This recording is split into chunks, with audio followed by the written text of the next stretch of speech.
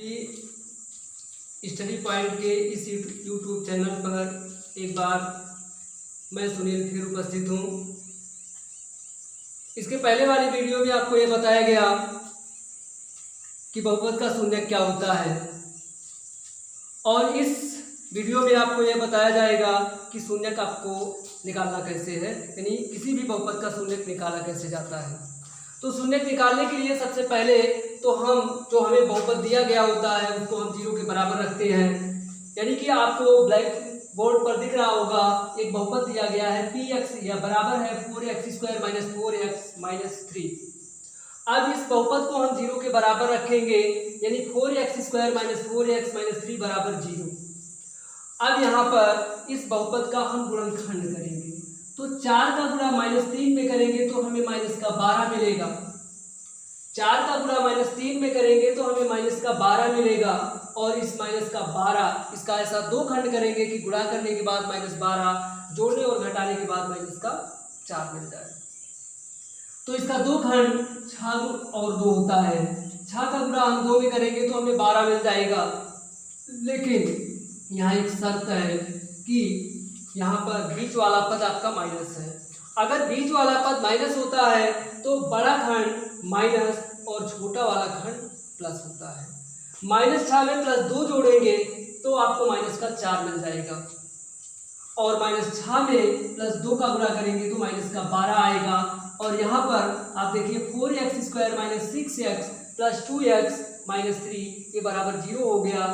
अब पहले दो पदों में हमें कॉमन दिख रहा है 2x कॉमन लिया गया, उसके बाद 2x - 3 बच गया।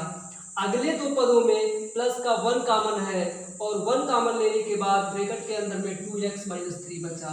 अब इसको आपने 0 के बराबर कर दिया। अब दोनों ब्रैकेट के अंदर में समान राशियां कॉमन है, इस तरीके से 2x - 3 पूरे में कॉमन हो गया और 2x + 1 बच गया। दोनों को आप 0 के बराबर कर दिए। अब यहाँ पर बारी बारी से दोनों को 0 के बराबर करेंगे। 2x - 3 या बराबर 0, या 2x बराबर 3, या x बराबर 3/2। दोबारा दूसरे खंड को भी हम 0 के बराबर करेंगे, तो 2x + 1 या बराबर 0, या 2x बराबर -1, या x बराबर -1/2। इस तरीके से कोई भी बहुपद आपको दिया गया हो तो उसका गुणनखंड विधि से उसका जो शून्यक होता है उसको निकाल सकते हैं। अब आगे आपको देखना है कि किसी द्विघात बहुपद के शून्यक और गुणांकों में संबंध क्या होता है। द्विघात बहुपद के शून्यक और गुणांकों में संबंध। द्विघात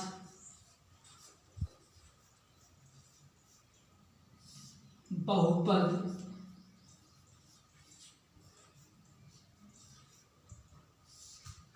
के शून्यक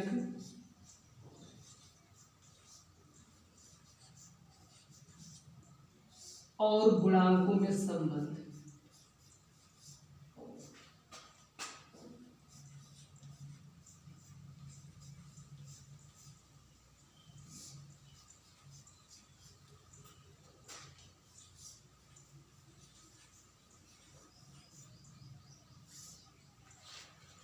किसी द्विघात बहुपद के शून्यक और गुणांकों के बीच में संबंध क्या होता है, इस बात को आपको देखना है। मान लीजिए कि कोई द्विघात बहुपद ax² + bx + c दिया गया है। अब इसके शून्यक और गुणांकों में संबंध आपको देखना है। तो यहाँ पर आप देख रहे हैं कि चर x की अधिकतम घात 2 है, तो इसमें शून्यकों की संख्या जो होगी वो 2 होगी। शून्यकों की संख्या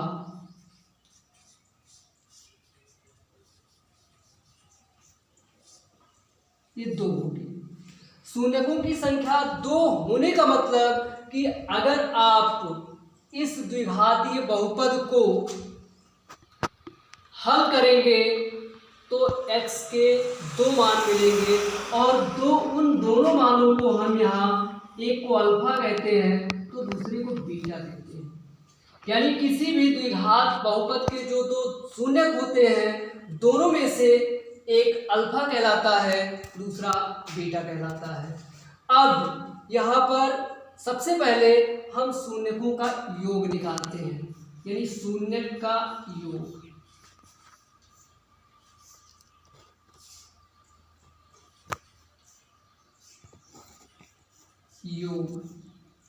ये बराबर होता है माइनस यक्स का गुणांक,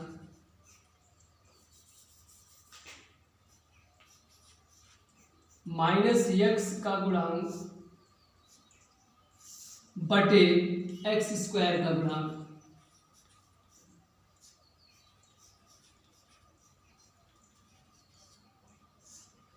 कहने का मतलब अल्फा प्लस बीटा ये बराबर होता है माइनस बी अपान ए। अब इसके बाद शून्यकों का गुणनफल निकालना होता है, यानी शून्यकों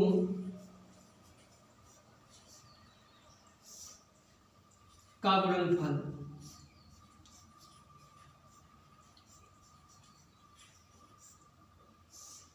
ये बराबर होता है अचर पद बटे एक्स स्क्वायर का गुणांक।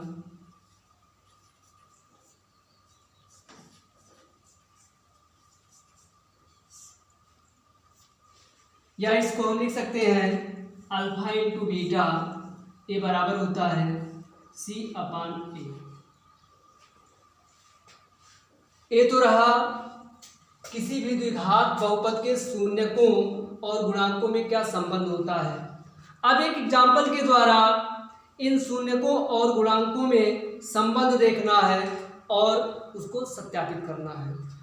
तो एग्जाम्पल देखिए,